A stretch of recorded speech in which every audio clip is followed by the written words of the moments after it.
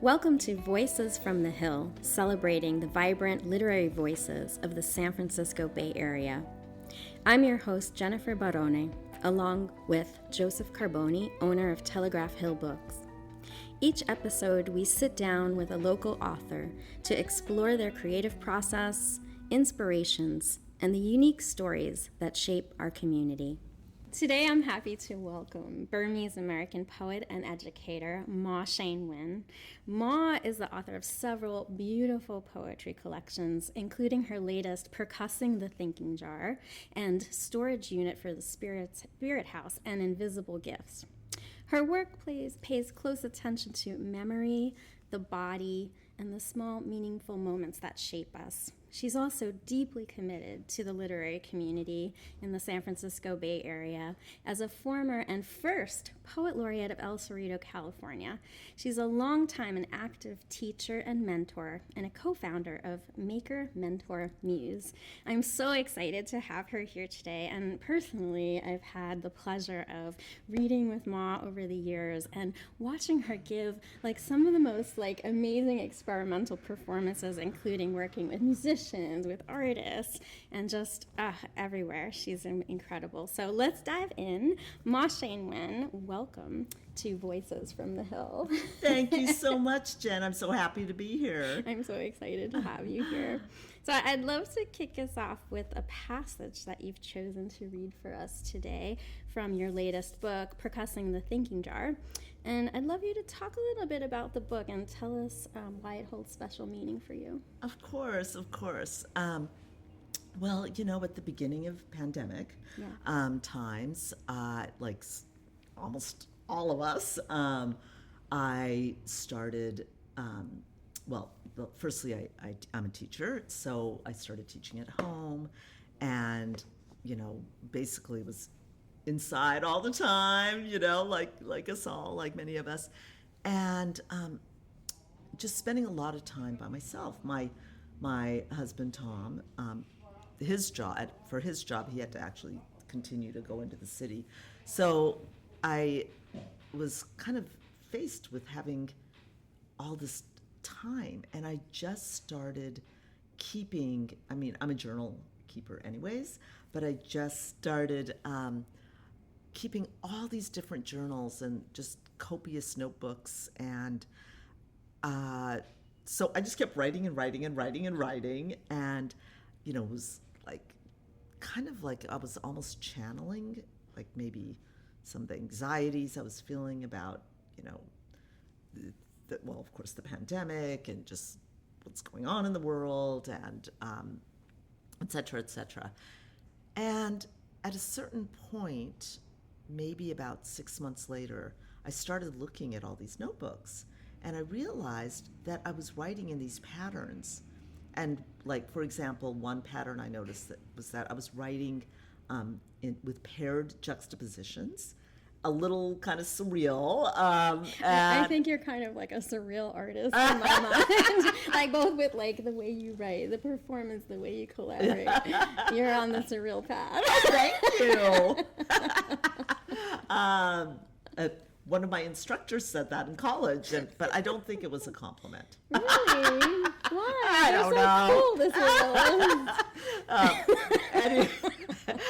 anyways, so I started putting together these poems, which I called thought logs, because I felt like these journals were basically logging my thoughts and my feelings and my observations, and I started putting them together. And after writing about 10 or 12, I noticed that I was, again, maybe not so consciously, subconsciously, creating a form. And then I intentionally created a form, which I called a thought log. So I had to go back and, revise all of the thought logs. So each thought log is 16 lines, and, might include an observation, a sensation, a thought, an observation, a mantra, etc. So I felt like this was a good container for me, and I wrote many of them.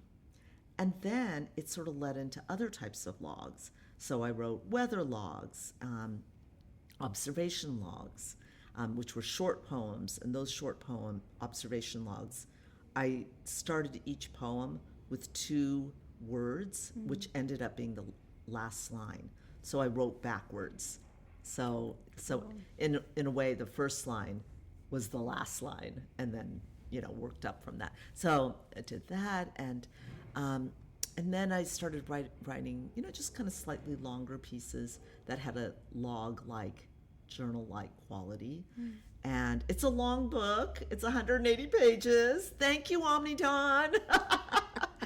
And I guess one more thing I'd like to say about it is, I'm a collaborator, and my friend Mark Dutcher did the cover, which is a beautiful painting, and he did 16 Sumi ink drawings that are inside the book. So on that note, I'll start off with a thought log. Excellent. Thought log. Ephemeral locations rebroadcast on radio.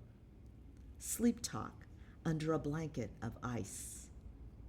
Amethyst tadpoles, rumble strips, sacred airspace. We reconfigure our belief systems. Discover the misting spot. Share, scream. I catch the baby in the falling landscape. I drop into my body and pay attention to the alarm system. Our calico is shrinking. Enshrine insights for future meetups. We pantomime in different rooms. Smaze, folk, flair. Hold open a space for coincidence. Banana fellas, succulent pathways, butterfly farmers. Flamadiddle, Radamacue, long roll. Stomped on the teleprompter. What's a flamadiddle? Oh, those are part of the rudiments for drumming. I was gonna say it sounded like a word that different rhythms. Maybe I've heard of, is it paradiddle? Paradiddle, yeah, that's one of them. Rhythm on a snare drum or something. Yes. Oh, are you a drummer? No, I have a lot of musician friends. Oh, yeah. So of course how do you know that word? Well, okay. So firstly, you probably don't know this about me, but this is many decades ago. I was in a post-punk band, and I was one of the drummer percussionists. Oh, now it's coming together. But then, but I am not a professional musician by any means. But then, decades later, I met Thomas Scandura, who is a drummer, and I don't know. I think I was thinking a lot about that time period as kind of like a series of percussions. Like I felt like we're all. I mean, it was more than that, of course. There were, just other aspects of that time period. But I thought a lot about rhythms, and I don't know. I guess I just started thinking about drum rhythms, and I looked up the rudiments, and so it was really, just kind of fun playing with the language because it is so percussive. Paradiddle. Paradiddle. Can I ask you a question about that? Like, so coming from a punk rock background, right? But like, has that played into like your poetry in a sense, because like there's a little bit of a punk rockness to your approach to poetry. Thank you. Which is like I feel like you're always like, here you're saying you created a new poetic form. Like there's something totally punk rock about that to me, which is like, I'm not going to necessarily fit into like a prescribed paradigm of the way things exist, but I'm going to go out and break out of the box and invent something new or kind of experiment. And so is there like, have you pulled into your approach, like how you approach writing, like coming from that perspective where you originated? Yeah, great question. Storage Unit for the Spirit House, which was published in 2020, also by my fabulous publisher Omnidon, I didn't really use like received forms. But when and this happened rather organically when I started working on percussing. I just like realized like how exciting it is to invent your own forms. So there's a long tradition of invented forms, So, but like writing those, thought logs and log thoughts, etc. I also created another form called the thinking jar form, and it. What is that? What's a thinking jar? A thinking jar form. Okay, so every stanza has a color. They're all 3-line stanzas, tercets. And every thinking jar poem has a typographical symbol of less than, greater than, and then an animal. So it was kind of fun, and so I just got really into writing thinking jars. Wow. So I wouldn't say there's standalone poems, of course, but it was this book I would say is very different from Storage Unit and also Invisible Gifts, in that I kind of stylistically it's kind of different too, because Storage Unit, the poems are just so like, tight and just what's the word? Shorter, and so, but this one I feel like stylistically is so different, which was really enjoyable actually to write in a different way. So you have like music as a background, which obviously music, rhythm, meter like plays into writing poetry, but now do you have art as a background? That is the one thing that's why I collaborate with artists. Okay. You have an appreciation for art, which is not like a form that you're also doing yourself. Yeah, I am not, I can barely draw a circle. But you bring like so much imagery into your work, like you mentioned making a form where you're talking about color, talking about animals, talking about shape and form. Like there's obviously an appreciation where I almost feel like art is a big piece of your work. Most definitely. Well, firstly, I have a number of ekphrastic poems that are in the book. For my teaching as well, art is,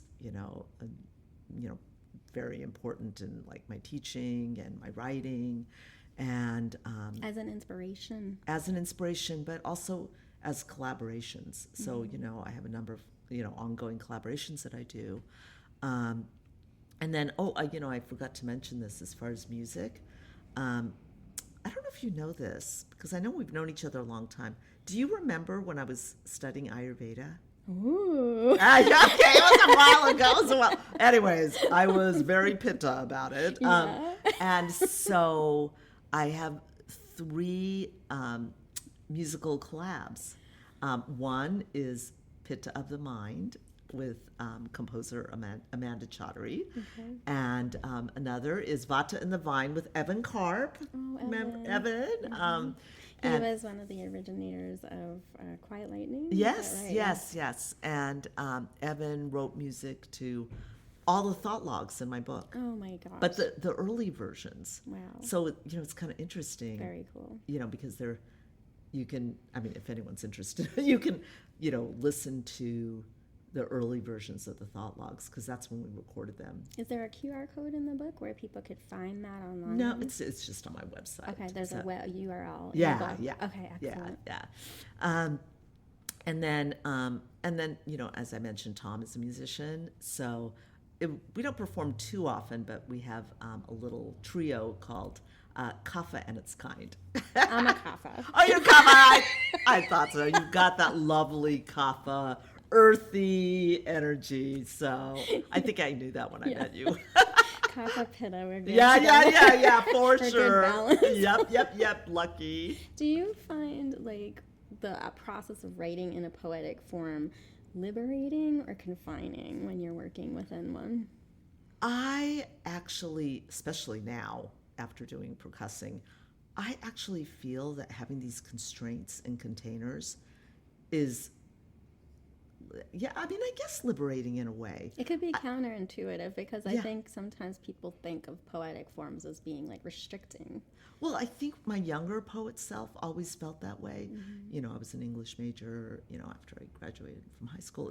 And you know, and I just remember that I wasn't so drawn to forms. And then, I mean, now, you know, I'm just feeling like, forms are just wonderful to work with. And although I do have to say, like, I haven't written in many received forms, you know, so just a few out there, you know. So I'm so in admiration of the poets who can, you know, just like, you know, write a sonnet, write a whole book of sonnets, and you know, et cetera, et cetera. Or So, create a new form like Maw. well, yeah. Well, that's the thing. I'm really into invented forms, so. Yeah, read us another piece. Oh, from your sure, book. sure. I love Okay. it. So let's see. This one is a weather log. Where's Dawn? She's at Lexa's house. Nerves permeate air. I visit with honeydew. Last light dips through shutters. We make sourdough. Wild saffron, swift wind. What is air? Breath. Crocus nest. Yvonne's rusty locks, my brittle nails. Meadow burns. Gold flinches. Look up.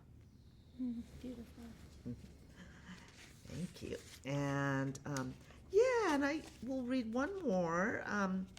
This is, well, maybe two more. Okay, this is called Grapefruit Log. So this is, you know, a longer poem that has like prose sections, and each section is divided with a typographical symbol, which is like the add sign. Okay, the plus sign, sorry. Grapefruit Log. 1 year I ate a grapefruit every day. My husband is allergic to grapefruit. After surgery, I examined 3 scars on my abdomen, 1 above my navel, 2 longer incisions to the right and left, wingspan of a sparrow. My ovarian cyst was the size of a grapefruit. In 1964, Grapefruit, a book of instruction and drawings by Yoko Ono, was originally published in a limited edition of 500 by Wundernaam Press in Tokyo. I wonder why tumors are compared to the size of food items. On a medical website, I read, common food items that can be used to show tumor size in centimeters include a pea, 1 centimeter, a peanut, 2, a grape, 3, a walnut, 4, a lime, 5, an egg, 6, a peach, 7, and a grapefruit, 10 centimeters. Lying on the surgical table, heated blanket across my body, I remember the surgeon holding the complete dramatic works of Samuel Beckett, startling and comforting. In post-op, I notice he has shaved his 3-inch beard.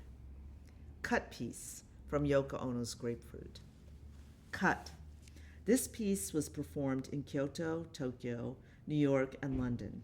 It is usually performed by Yoko Ono, coming on the stage and in a sitting position, placing a pair of scissors in front of her and asking the audience to come up on the stage, one by one, and cut a portion of her clothing, anywhere they like, and take it.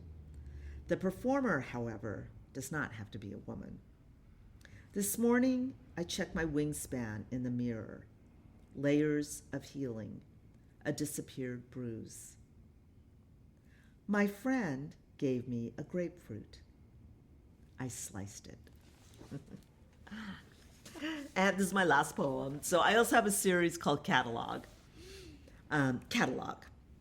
Apply anti-itch cream on scar as if no one is looking. Message from Dropbox that storage is full. Jot down floating weeds, breakaway props. Worry about mom in hospital. Doctor draining 1.5 liters of fluid from her lungs. Look up meaning of shim, then wild wall. Make ginger tea. Search pink vintage A-line dress. Text friend who can't move from bed.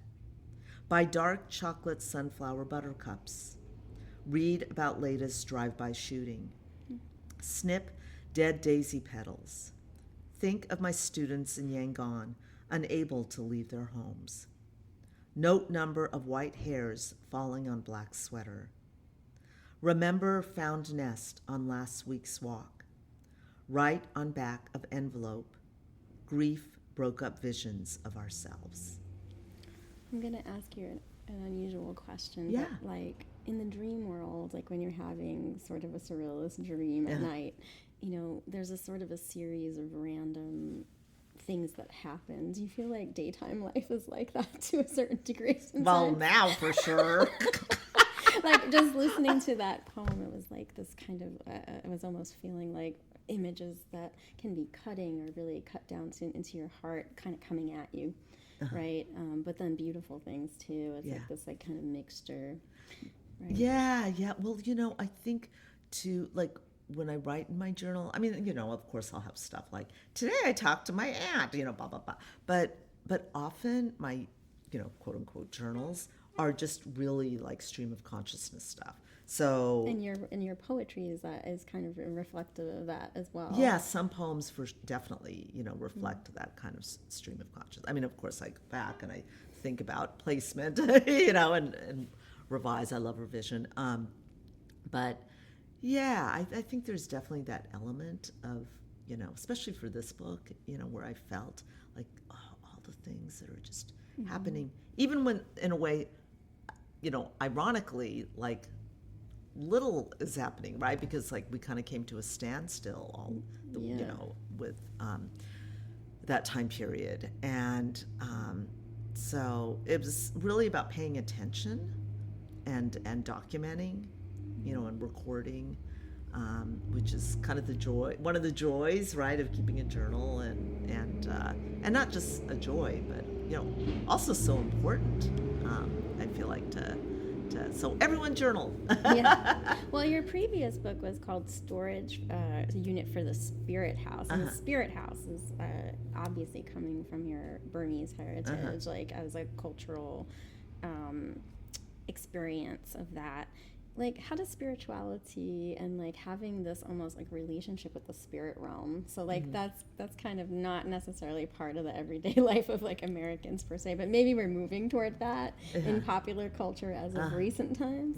But that seems like it's coming from your cultural heritage and part of your life in a natural way, of how you move through the world, like, and how you perceive the world as not being only three-dimensional objects, but having this kind of greater relationship with spirit. How does that play in your process when you go to write? How does that play like as a theme in your work?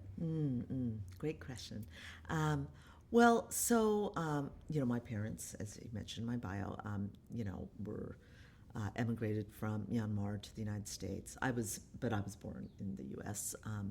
Firstborn in our family, and but the majority of Burmese peoples are Buddhist, and you know, so we were raised Buddhist.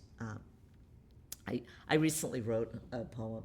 Yesterday, someone was asking me about Christmas and said, were you raised like with Christmas? You know, because I don't have like this strong attachment to Christmas, and I'm like, well, we started celebrating when I was about 7 or 8. You know, because you know my parents were like, what's Christmas? You know. So, anyways, I'm digressing. So I was raised Buddhist, and you know, and then of course, you know, my parents. I mean, they were Burmese immigrants and living in this new world, completely different, Right. you know, world. And I feel that, you know, we grew up with having monks visiting our homes. You know, we moved a lot when, you know, over the years. And so, you know, with meditation, with Buddhas in our home, and my mom, you might not know this, but my mom became a bhikkhuni, which is, do you know what a No. bhikkhuni is? Yeah, like a female, like basically like a female monk. And so she has a monastery in Joshua Tree. Wow. Yeah, she started one, and I remember she was 70, and she had been working as an anesthesiologist all her life.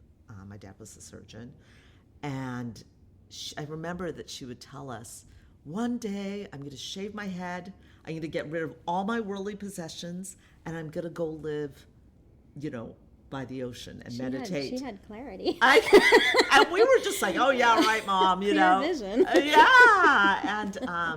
And one day she called all of us, all the children, and said, well, I've made this decision that I'm going to do this. And I just thought it was great. Wow. I said, Mom, that's wonderful. Yeah.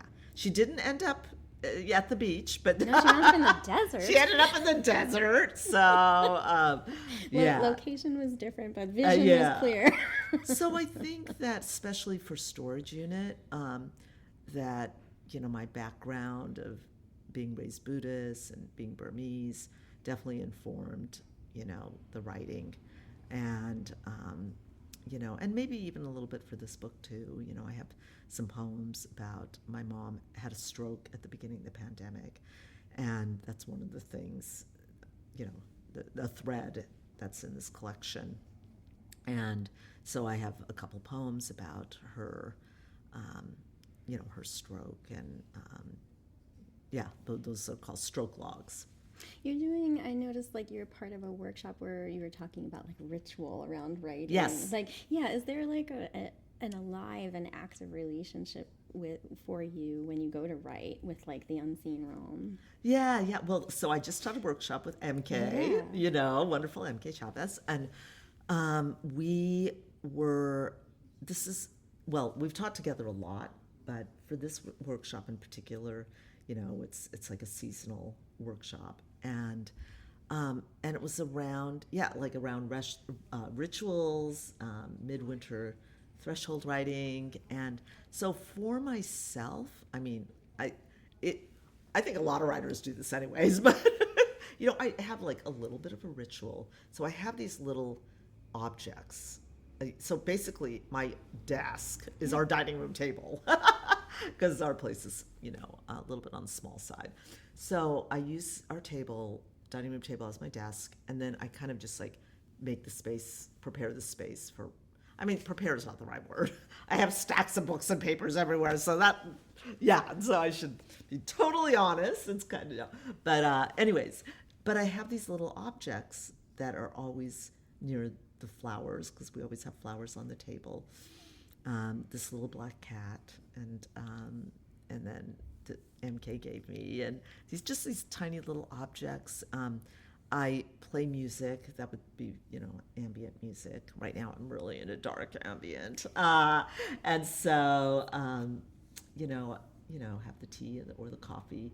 And I guess these rituals are just very common. And and I would say another part of it's not so much a ritual, I guess, but I don't know, maybe it is. I love writing with other people. Yeah, I was gonna say, well, not only do I see you writing with other people, obviously mentoring new, emerging writers too, which is so crucial at this time. But you do so many collaborations with artists, and then also teach workshops with a lot of other writers. I'm noticing a lot of women writers. Yeah. And I was gonna ask you about that. Is there something specific around wanting to collaborate with women writers in particular that you want to bring forward? Yeah. I would say I guess you're right. I guess I do have a lot of collaborations with women. But I think that I've always been a collaborator, and just, ever since my early days, just being in that band, yeah. And I'm using air quotes. And no, it was fun. It was a fun time. But doing performance art, living in a little house in North Long Beach with, a lot of artists. I have a collaborative project right now that I've been doing with my other bestie, Adrienne de la Peña, and it's called Literary Cherry. Yes. And we started it last summer, and it was funny because I wasn't teaching in the summer, and I just was like, oh, I need something to keep me out of trouble. Or get you into good Or trouble. get me into good trouble. I guess it was good trouble. So I reached out to Adrian, and I just said, let's have a collaborative website, because he has all the skills. I have zero, the tech skills. So and we're still doing it. We basically meet every single Monday. Yeah, this is a ritual. Only for an hour. And within that hour, we write in real time. He's in LA, so we write in real time. Then we take turns choosing a photo on our phone. For me, usually it's an accidental photo, because I save all my accidental photos, which is a great prompt, by the way. So what is an accidental photo? Is like when you take something and it's blurry and like a mess? I love blurry photos. They're my favorite. See, again, we come back to punk rock. Punk rock approach. Yeah. Blurry photos are the best. I'm like, don't delete that. Keep that. That's a writing prompt. That's a piece of modern art. So, I mean, some of them are kind of cool. And then we post it. So anyways, like, we don't revise, we don't edit. It's just purely for the just enjoyment of collaboration. What draws you to a person to collaborate? Like, are you looking for somebody who has like a completely different perspective than you? Are you looking for somebody who has like a similar, like, what is it about like the collaboration that you're kind of get drawn into? Yeah, well, I mean, it kind of depends, because I've done like very like small collaborations like this one with Adrian. It's just the two of us, and I just knew that we would collaborate well together. So it was just natural. And then of course with Mark and Adrian, collaborating with both of them as artists, because we've known each other for 40 years plus. And then I've been involved in like much larger collaborative projects through Clarion Alley Mural Project, through camp. With like 12 poets and 12 muralists, and awesome. Just different projects. So I think I'm drawn to collaborations, and then, artists will reach out to me, and I'll reach out to musicians, and like Adrian makes films, and so he's, we've worked on some film projects together, like little small poetry films. So I guess I'm attracted to the idea or the concept, and I'm also, of course, the person, but sometimes I have not known who the person is. Like, like an artist said, oh, I heard, I mean, this is a while ago, but I was asking around trying to find out about poets who like to collaborate, and and then they reached out to me, and I'm just, and of course I'll check out their work, and like, oh yeah, this sounds cool, So yeah, I really, I mean, I'm not, there are definitely things that can go awry with collaborations for sure, like, well, you never know. You never know until you like really meet with the person. Exactly. And connect. Yes. Like, tell me a little bit about your collaboration with Kenneth Wong. We were Oh, just talking Kenneth. about Yeah. I feel like that's so important. Oh my gosh, Kenneth Wong is incredible. He teaches Burmese at UC Berkeley, and he is a translator and a photographer. Check out his photography, and an amazing artist. So multi-talented. So multi-talented. And Kenneth did 2 translations of 2 poems that are connected to Myanmar, and they were in the book. And we have collaborated on teaching. So we taught a poetry class for an organization called Joy House, which is a wonderful organization that helps Burmese refugees. And he is, the two of us have participated in readings together with other poets who have, a Burmese background. And it's really been lovely. He was one, I I might have met you around the same time. Probably. Yeah, in the 90s, right? Yeah, and then I mean, for people listeners who might not know, there's quite a bit of political unrest around Yes. Burma. Yes. And the border between Yes. Thailand and Burma. So right now, yeah, what's happening, like, for instance, in that situation with poets that are there that we're trying to get their voices? I mean, because some of this work, I think, is, and translation, crucial to get access to these voices that are being suppressed, essentially. Yes, absolutely. Yeah. And I just really feel so grateful to, like nonprofits and organizations and activists, of course. I mean, it's not really, highlighted in the news, as we No, not at know, all. but yes, the situation there is ongoing. And I just feel like, poetry has a very rich history, long, deep, rich history in Myanmar. And, and there are a lot of Burmese poets, political poets. And some of the poems that I've seen, like Kenneth and you post, they're just so beautiful. Yeah. Like, the language is beautiful, the subject matter is beautiful, gorgeous writing. So there's that aspect too of like wanting to bring those voices forward. Yeah.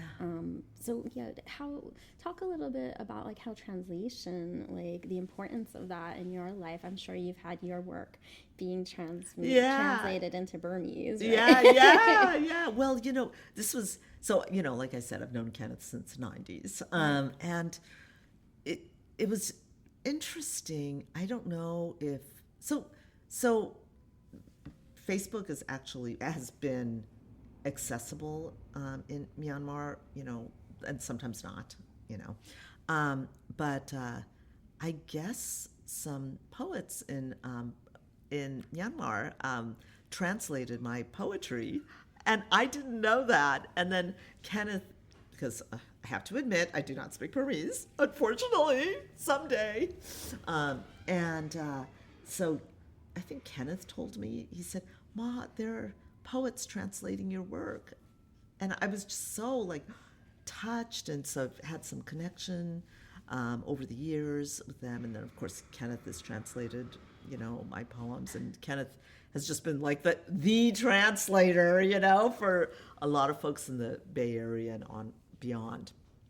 Really helpful. So, the obvious reason why translation is so important, for, poetry, for literature, is that to get these voices that normally wouldn't be, translated, into English or other languages, and like give a voice to, the people who are there and going, struggling. Yeah, it's important. Yeah. Also, I just love having relationships with these poets from other countries and getting their different perspective on life, and even the art form itself. Like, you're a translator, right? I'm not really a translator, but I study Italian personally, and have attempted also to like have readings where I'm dual language, but like to have connection with people across borders, literally, and create friendships.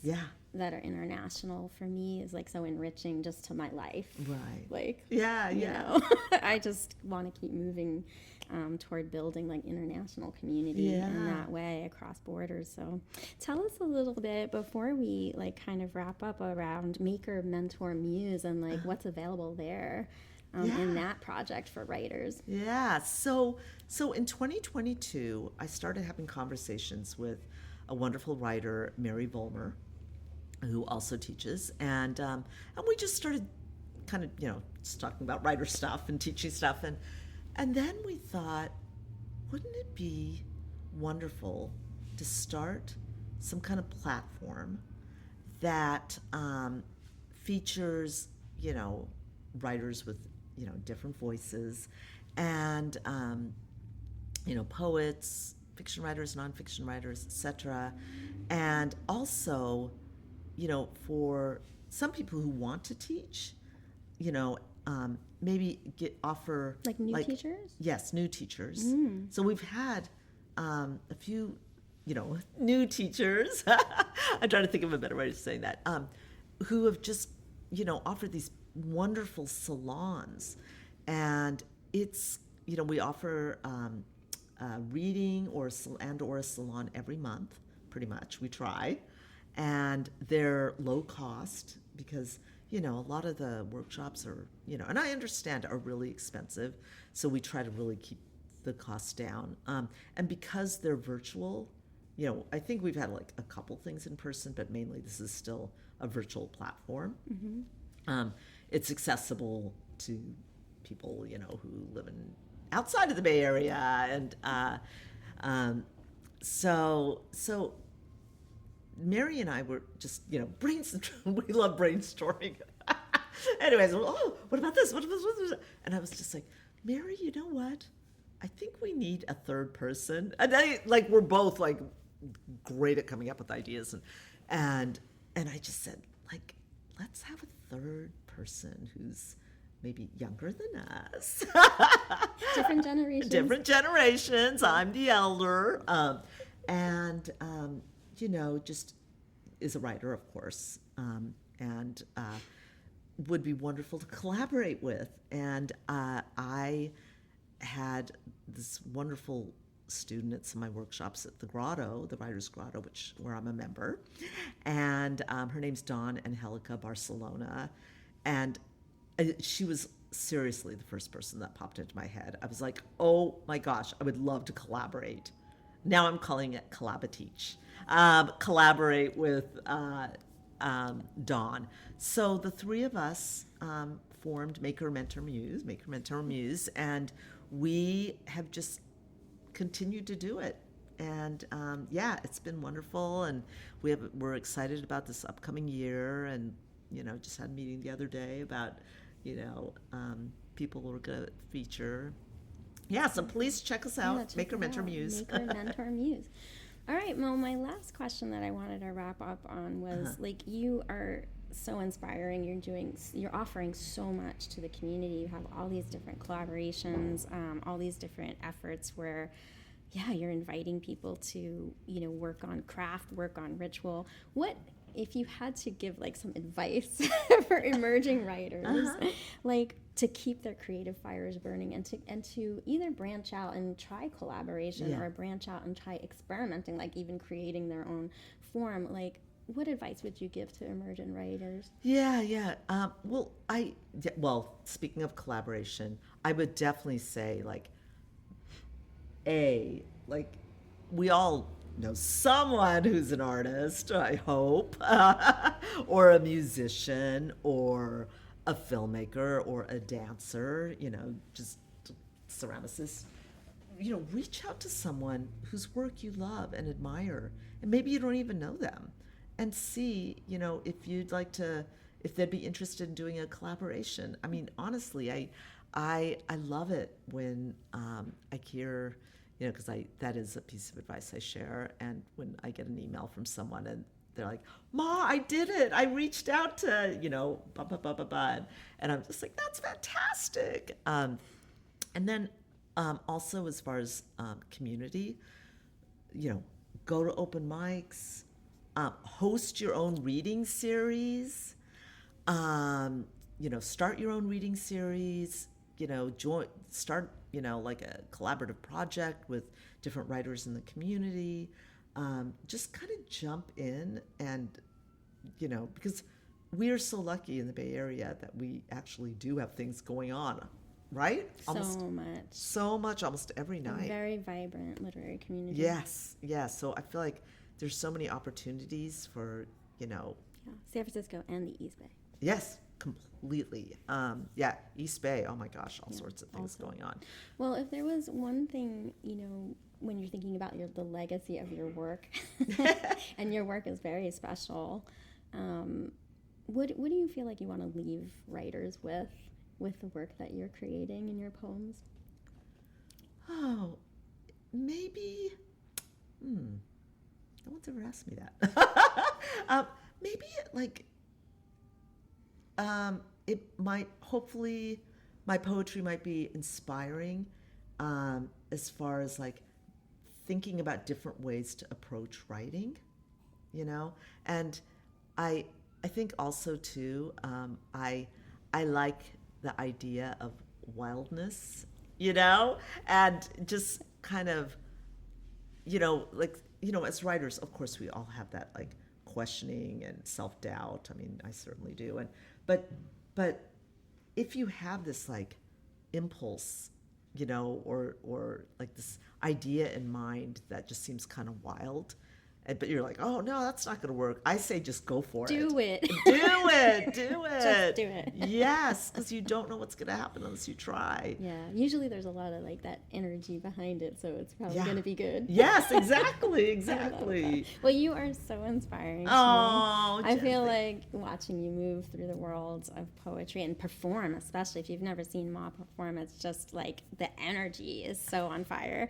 And I think you're like a big shining yes. Go for it. Oh, you're the best. Thank you, Maw Jen. Thank you Shein so Win. Thank you much for sharing your work today. Oh, you're welcome. My pleasure. And thank you. Yeah, thank you. For listeners who'd like to learn more about Maw Shein Win and her work, you can visit mawsheinwin.com and find her books, including Percussing the Thinking Jar, her latest book, at your local independent bookstores, including Telegraph Hill Books. Yay, Thank Telegraph you so Hill! Thank you. Thank you. Thank you, Jen. Oh.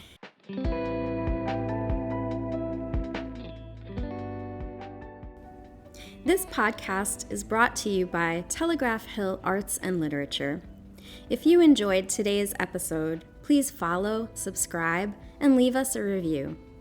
Visit tellhighlit.org to find out about our local events such as author talks, writing workshops, and more. Consider making a donation to support our public programs. If you're a Bay Area author interested in being on the show, we'd love to hear from you. Reach out to us at submissions@tellhighlit.org. Thanks again for tuning in. I'm Jennifer Barone, along with Joseph Carboni at Telegraph Hill Arts and Literature, and this has been Voices from the Hill. Until next time, keep reading, keep writing, stay inspired, and come visit us at Telegraph Hill Books in North Beach, San Francisco.